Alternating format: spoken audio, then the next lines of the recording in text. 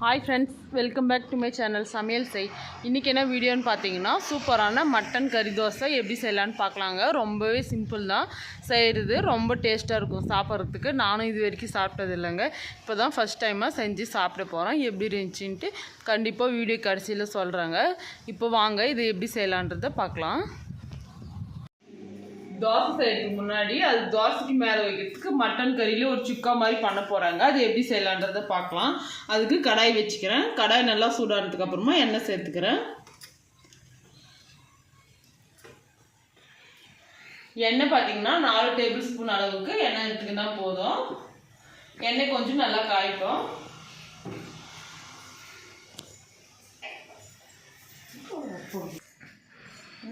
வெங்காயம் பார்த்தீங்கன்னா இந்த அளவுக்கு குட்டி குட்டியாக கட் பண்ணி வச்சுக்கிறாங்க. இது போய் அந்த எண்ணெயில் சேர்த்துக்கலாம். எல்லாம் ஒரு பெரிய சைஸ் வெங்காயத்தை கட் பண்ணி வச்சுக்கிறேன்.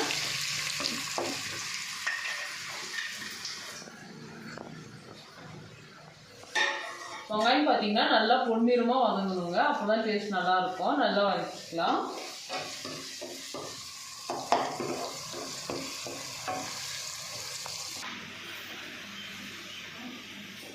வெங்காயம் பார்த்தீங்கன்னா நல்லா பொன்னிறமாக வதங்கிடுச்சுங்க. இந்த அளவுக்கு நல்லா வதங்கணும்.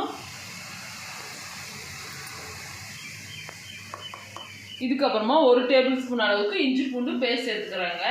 இஞ்சி பூண்டு வந்து நல்லா வதங்கணும். இஞ்சி பூண்டோட பச்சை வாசனைலாம் போய் நல்லா வதங்கணுங்க, அப்போ தான் நல்லாயிருக்கும். நல்லா மிக்ஸ் பண்ணி வதக்கிக்கலாம்.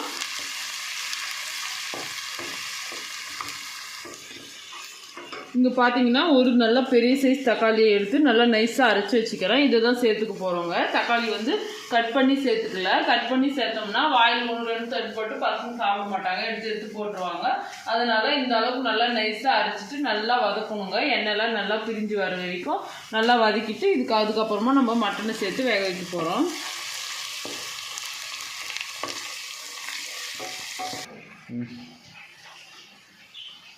இப்போ இந்த எண்ணெயிலே 2 டேபிள் ஸ்பூன் அளவுக்கு மிளகாய் தூள் சேர்த்துக்கலாங்க. இந்த ஸ்டேஜில் சேர்த்துக்கும் போது கலர் நல்லா வரும், நல்லா டேஸ்ட்டாக கூட இருக்கும். உப்பும் கொஞ்சம் சேர்த்துக்கிறேங்க. இந்த அளவுக்கு உப்பு போதும். சேர்த்துட்டு நல்லா மிக்ஸ் பண்ணிக்கலாம். மிளகாய் தூள் இருக்கிற பச்சை வாசனைலாம் போய் நல்லா எண்ணெய் பிரிஞ்சு வந்ததுக்கப்புறமா நம்ம அரைச்சி வச்சுக்கிற தேங்காவை சேர்த்துக்கலாம். தக்காளி சேர்த்துட்டு நல்லா மிக்ஸ் பண்ணிக்கலாங்க.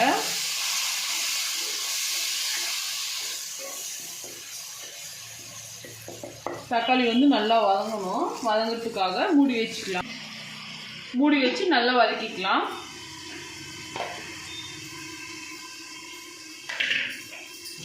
இப்போ மூடி வச்சு ஒரு 3 நிமிஷம் ஆயிடுச்சு. ஓப்பன் பண்ணி பார்க்கலாம். பாருங்கள், தக்காளி நல்லா சாஃப்டாக வதங்கிடுச்சு. இந்த அளவுக்கு நல்லா வதங்கி எண்ணெய்லாம் பிரிஞ்சு வரணும். இதுக்கப்புறமா மட்டன் சேர்த்துக்கலாம். இந்த அளவுக்கு நல்லா குட்டி குட்டி பீஸாக கட் பண்ணி வச்சுக்கிறாங்க. இந்த மாதிரி தான் கட் பண்ணி சேர்க்கணும். நல்லா மிக்ஸ் பண்ணிக்கலாம்.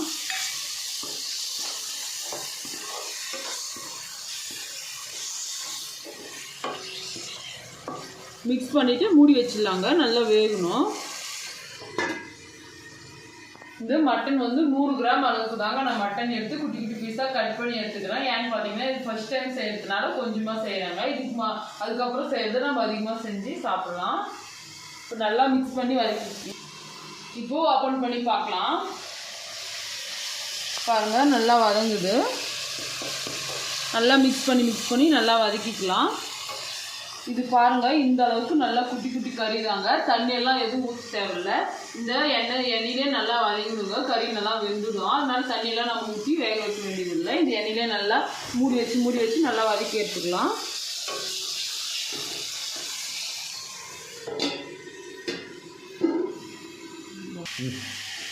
மட்டன் பாருங்கள் சூப்பராக வதங்கிடுச்சு. இதுக்கப்புறமா நம்ம கட் பண்ணி வச்சுக்கிற பொடியாக கட் பண்ணி வச்சுக்கிற கொத்தமல்லி தூவிக்கலாம்.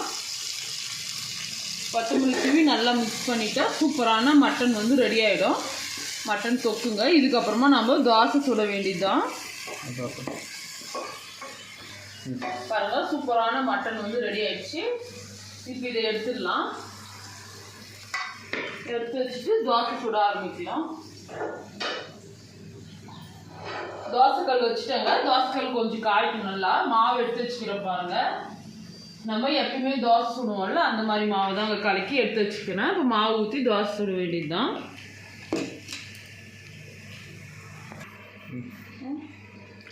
தோசைக்கல் சூடாகிடுச்சுங்க. இப்போ எண்ணெய் தேய்ச்சிக்கலாம்.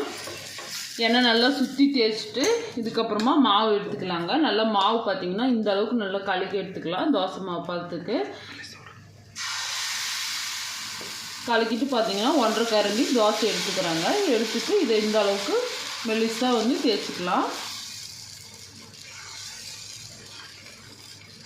தேய்ச்சிட்டு கேஸ் வந்து கம்மியாக வச்சிடலாங்க.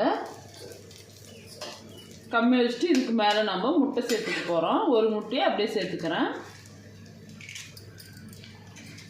சேர்த்துட்டு இதை பார்த்தீங்கன்னா கொஞ்சம் இப்படி உடச்சி நல்லா இந்த பக்கமெல்லாம் போகிற மாதிரி நல்லா பறிப்பு வச்சுக்கலாம்.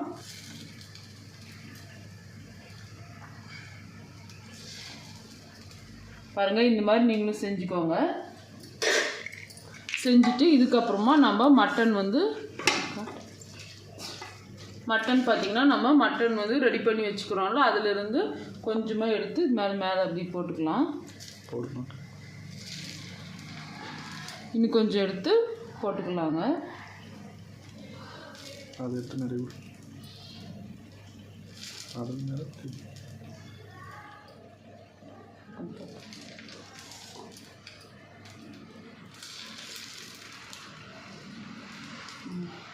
பாருங்க. இந்த மாதிரி நல்லா போட்டதுக்கு அப்புறமா எண்ணெய் போட்டுக்கலாம். லைட்டாக இது மாதிரி மேலே எண்ணெய் போட்டுக்கலாம். எண்ணெய் போட்டுட்டு மூடி வச்சுக்கலாம். மூடி வச்சு கீழே நல்லா வேகணுங்க. மேலே நல்லா கீழே வந்து ப்ரௌன் கலராக நல்லா வெந்ததுக்கப்புறமா மொறுன்னு மேலே நல்லா சாஃப்டாக சாப்பிட்றதுக்கு ரொம்ப நல்லாயிருக்கும். இப்போ இது நல்லா வேகட்டும். கேஸ் வந்து கம்மியாக தாங்க இருக்கணும்.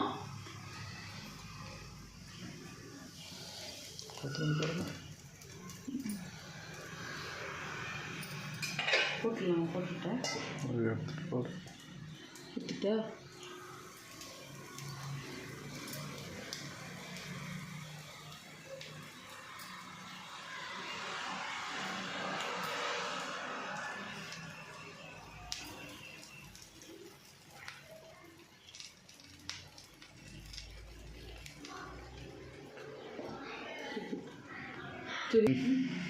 இப்போ வெந்துட்டு இருக்கோம். ஓப்பன் பண்ணி பார்க்கலாம். பாருங்க, சூப்பராக வெந்துருச்சு. இது மல்ல திருப்பிக்கலாம். நல்லா வேகட்டும்.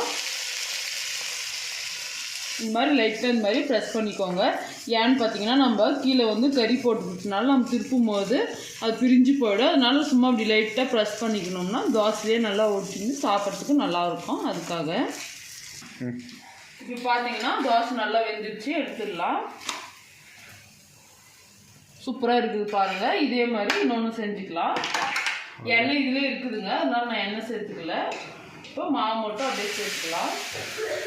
2 கரண்டி மாவு,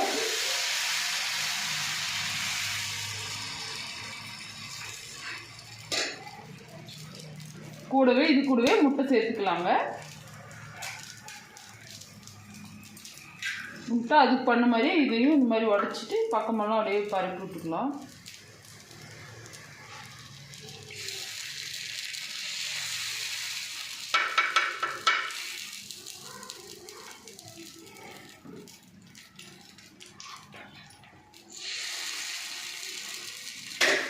இதுக்கப்புறமா இந்த மசாலா வச்சுக்கலாங்க. மட்டன் மசாலா இதோடைய மேலாப்பில் இது போல் தூவிக்கோங்க.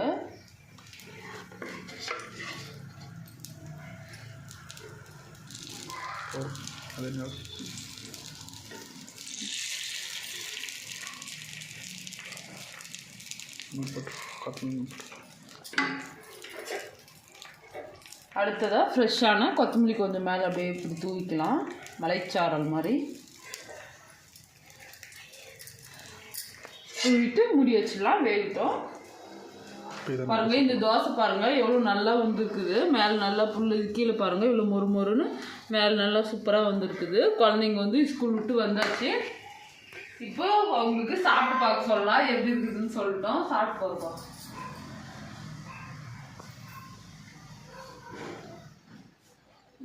சூப்பர். இவங்க மேலே வந்துக்கிறாங்க, இன்னும் கீழெல்லாம் இருக்கிறாங்க. செஞ்சுட்டு கீழே இருந்து கொடுக்கலாம் சாப்பிட்றதுக்கு. ஸோ இது நல்லா வேகட்டும். பாருங்க வெந்துச்சு. இப்போ திருப்பிடலாம் வாங்க.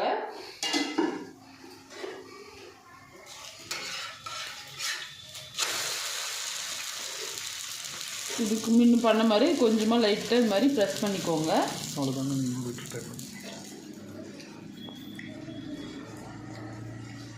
பாருங்க சூப்பரான மட்டன் கறி தோசை வந்து ரெடி ஆயிடுச்சுங்க. மதுரை ஸ்டைல் செஞ்சுக்கிறாங்க. ரொம்பவே டேஸ்ட்டாக இருக்கும். கண்டிப்பாக நீங்களும் இதே மாதிரி உங்கள் வீட்டில் ட்ரை பண்ணி சாப்பிடுங்க. மதுரை ஸ்டைலும்